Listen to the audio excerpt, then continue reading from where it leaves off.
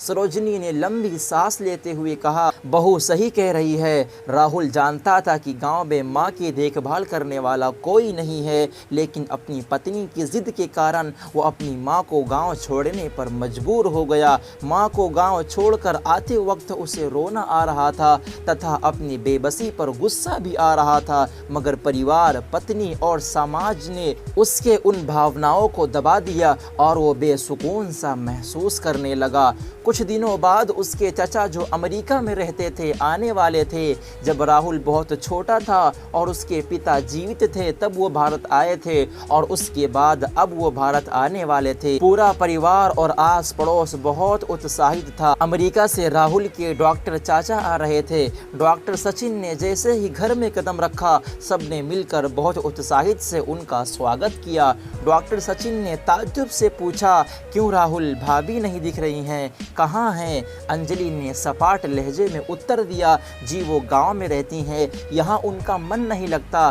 Doctor Sachin ने राहुल की ओर देख तो उसने अपनी आंखें झुका ली। डॉक्टर सचिन सब समझ गए। बोले, कल हम भाभी से मिलने गांव चलेंगे सब लोग। दूसरे दिन सभी लोग गांव के घर में पहुंचे। देखा कि सरोजिनी को बहुत तेज बुखार है और वो पलंग पर बेबस पड़ी हैं। डॉक्टर सचिन दौड़कर सरोजिनी के पास गए, उनके पैर छूकर रोने लगी। सरोजिनी की ये हालत उनकी कल्पना से परे थी।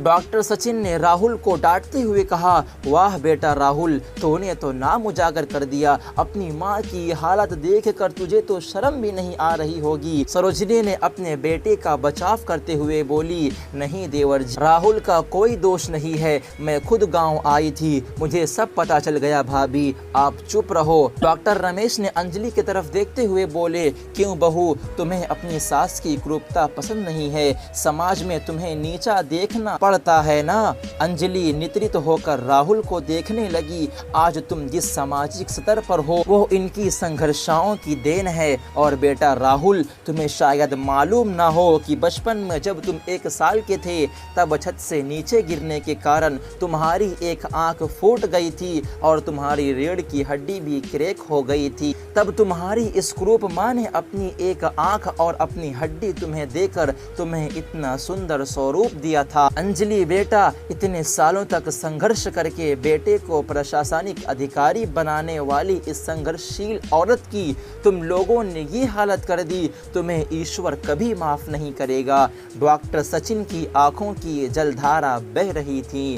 डॉक्टर सचिन ने सरोजिनी से कहा, अब भाभी आप मेरे साथ अमेरिका जाएंगी, यहाँ इन स्वार्थी लोगों के बीच नहीं रहेंगी। राहुल को तो काटो तो खून नहीं था। डॉक्टर सचिन जो उसके चाचा थे, उन्होंने जो राज बताया, उसके बाद तो राहुल को ये लग रहा था कि उससे ज्यादा पापी इंसान इस दुनिया में और कोई नहीं है। वो दौड़ता गया और माँ सरोजिनी के कदमों से लिपट गया। माँ, मेरा अपराध अक्षमय है, मैं जानबूझकर चुप्पी साधे रहा, आपका अपमान करवाता रहा। अब सिर्फ आप ही इस घर में मेरे साथ रहेंगी और कोई नहीं रहेगा। राहुल ने अग्निय दृष्टि से अपनी पत्नी और बच्चों को देखा।